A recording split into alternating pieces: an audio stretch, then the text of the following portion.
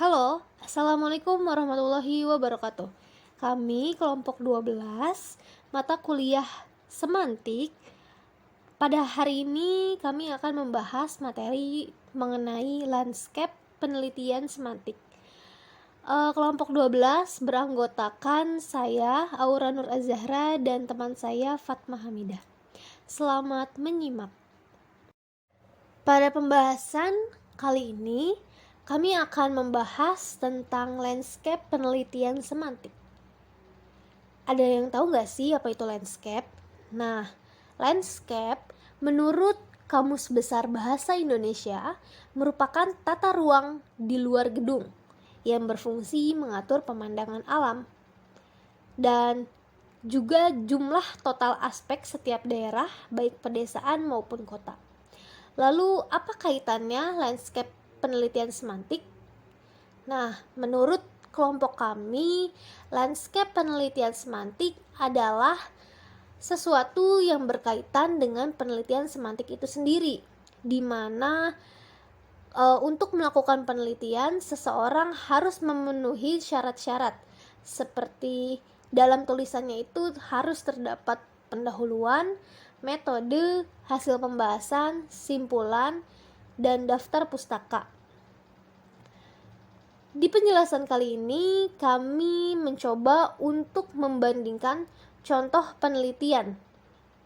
Yang pertama, penelitian tentang penyimpangan makna dengan homonimi dalam wacana mim kajian semantik. Penelitinya terdapat ada Muhammad Iqfir Sukardi, Sumarlam, dan Sri Marmanto. Nah, setelah kami baca penelitian tersebut, kami menemukan bahwa di dalam penelitian itu, peneliti mencoba sebelum memulai penelitiannya, peneliti melakukan pendahuluan terlebih dahulu, di mana pendahuluan itu peneliti mencoba untuk menguraikan latar belakang permasalahan, tujuan penelitian, dan ringkasan teori. Pada penelitian ini, peneliti mencoba membahas topik perkembangan sarana komunikasi yang menciptakan ide gagasan baru dalam berkomunikasi, yaitu disebut sebagai meme. Penelitian ini merupakan salah satu jenis kajian semantik. Oleh karena itu, penelitian ini berfokus pada meme yang memanfaatkan homonimi untuk menyimpangkan makna. Selanjutnya, terdapat metode. Peneliti juga menjelaskan metode-metode apa saja yang mereka pakai di dalam penelitiannya. Nah, pada dasarnya, bagian ini atau metode menjelaskan bagaimana penelitian ini dilakukan.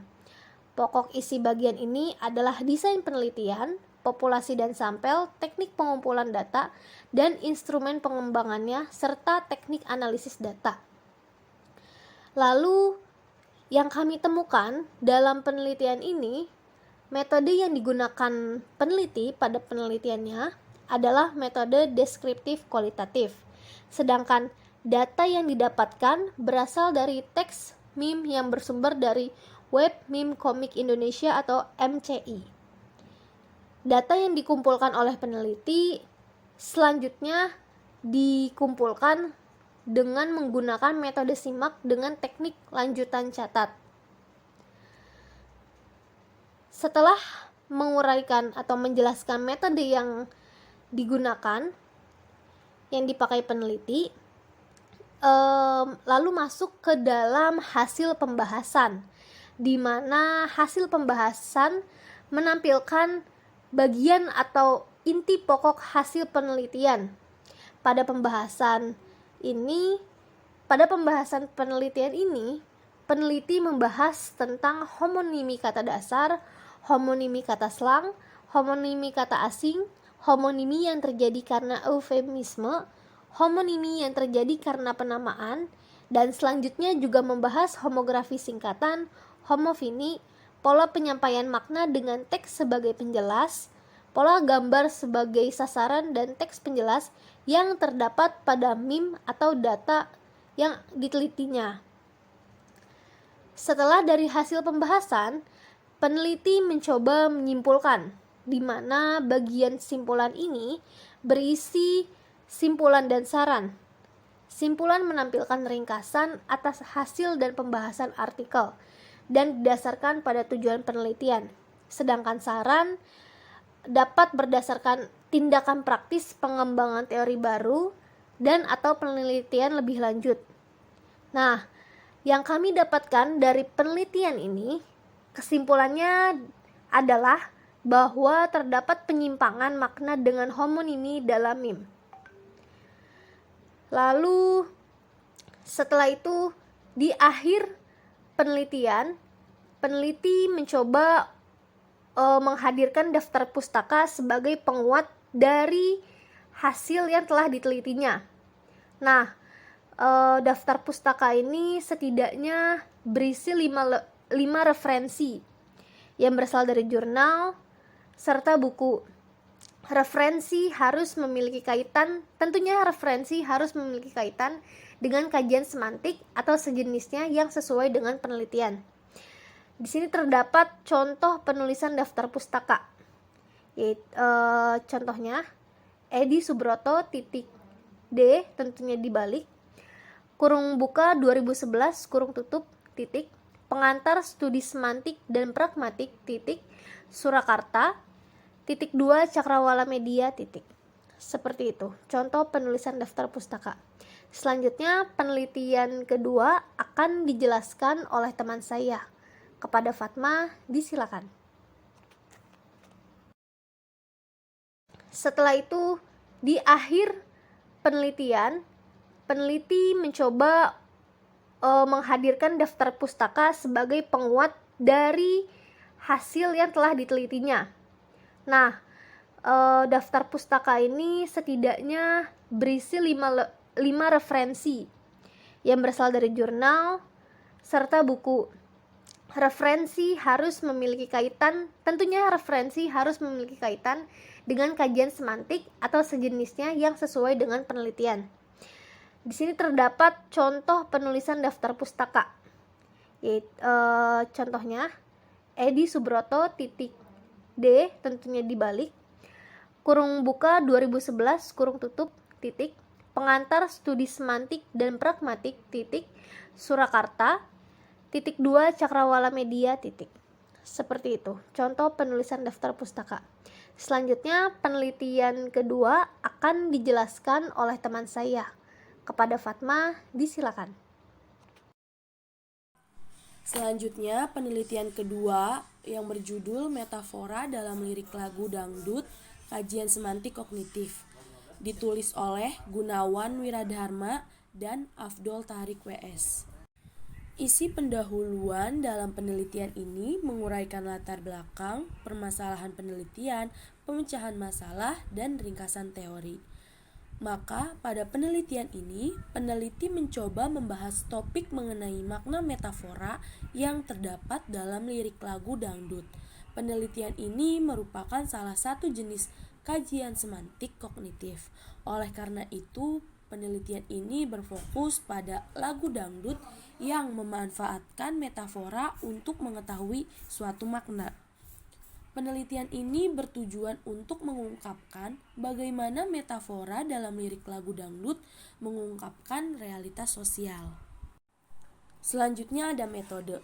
Penelitian ini menggunakan penelitian kualitatif dan termasuk penelitian linguistik secara sinkronik, karena merupakan penelitian yang dilakukan dengan mengamati fenomena suatu bahasa pada suatu kurun waktu tertentu dan bersifat deskriptif. Fokus penelitian ini adalah mengkaji ungkapan-ungkapan metaforis dalam lirik lagu dangdut yang mengungkapkan realitas sosial yang ada di dalam kehidupan masyarakat dewasa ini. Secara lebih khusus, penelitian ini fokus untuk mengetahui klarifikasi metafora, menemukan asal ranah sumber, dan mengetahui relasi antara ranah sumber dan ranah sasaran yang terdapat dalam lirik lagu dangdut berdasarkan teori metafora dari Knowles dan Moon, serta Lakoff and Johnson. Ruang lingkup penelitian ini adalah kajian semantik kognitif. Penelitian ini menggunakan teknik pengumpulan data secara perposif dalam menentukan lirik lagu dangdut yang dipilih untuk dianalisis. Korpus data diambil dari 10 lirik lagu dangdut kurun waktu tahun 2003 hingga tahun 2015. Lirik lagu dangdut yang dijadikan data penelitian adalah Kocok Kocok dan Buaya Buntung, Inul Daratista tahun 2003 dan 2012, Ngidam Burung Ayunda tahun 2004, Kucing Garong oleh Erna Sari tahun 2007, Belah Duren dan Paling Suka 69, Julia Perez tahun 2008, Keong Racun oleh Lisa tahun 2010, Lukisan Surga Benigno 2013, Terong Dicabein Siti Badriah 2014, dan Sambalado Ayu Ting Ting 2015. Lirik lagu dangdut yang dianalisis merupakan lirik yang diduga mengandung metafora dalam mengungkapkan realitas sosial terjadi di masyarakat. Data yang digunakan penelitian ini adalah metafora yang terdapat pada tataran kata dan frasa seperti. Selanjutnya ada hasil dan pembahasan. Berdasarkan ke-10 lirik lagu dangdut yang dijadikan data penelitian, ditemukan kata dan frasa metafora dalam lirik lagu dangdut. Selain itu, terdapat pula angka bermetafora. Kata, angka, dan frasa metafora yang terdapat dalam lirik lagu dangdut adalah burung, kucing, duren, tidur, jablay, buaya, penawar, surgaku, manis, cabe, terong, dan sambalado. 69 dikocok-kocok, berbadan dua, belah duren, keong racun, ayam kampung, koboi, kucai, buaya buntung, modal dengkul, ngomong sebakul, lukisan surga, bau amis, anak kemarin, bau kencur, terong dicabein, bara api, dan racun tikus.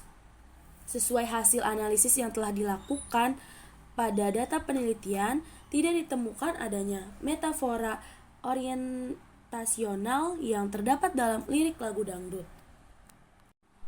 Setelah diteliti, penelitian ini mendapatkan kesimpulan. Hasil dari simpulan penelitian ini yaitu metafora yang terdapat dalam lirik lagu dangdut digunakan untuk satu, mengkonkretkan suatu konsep abstrak, misalnya kata sambalado yang bermakna cinta dan janji yang hanya terucap di mulut saja dan tidak terbukti. Umpatan untuk mengungkapkan perilaku negatif seseorang, misalnya buaya buntung yang bermakna seseorang yang menyebabkan orang lain menjadi rugi dan memicu pikiran pendengar atau pembaca terhadap pembicaraan tentang kejadian atau peristiwa yang ingin disampaikan. Metafora digunakan sebagai kata alih untuk menghaluskan ungkapan yang dianggap tabu, seperti kata burung yang digunakan untuk menggantikan kata yang merajuk pada alat kemaluan pria. Pada lirik lagu dangdut ditemukan adanya metafora kreatif, metafora konvensional, dan metafora konvensional. Kata atau frasa yang bermetafora konvensional sudah kehilangan cirinya sebagai sebuah metafora karena sudah terdapat maknanya di dalam KKBBI. Makna metafora konvensional dalam lirik lagu dangdut sudah terdapat di dalam kamus dan ada yang tidak terdapat di dalam kamus, seperti kata tidur, jablay, dan frasa ngomong sebakul karena kata frasa yang maknanya tidak terdapat di dalam kamus merupakan bahasa percakapan. Berdasarkan hasil analisis dapat diketahui bahwa klarifikasi metafora terdiri dari metafora ontologis dan metafora struktural. Yang kedua, asal ranah sumber metafora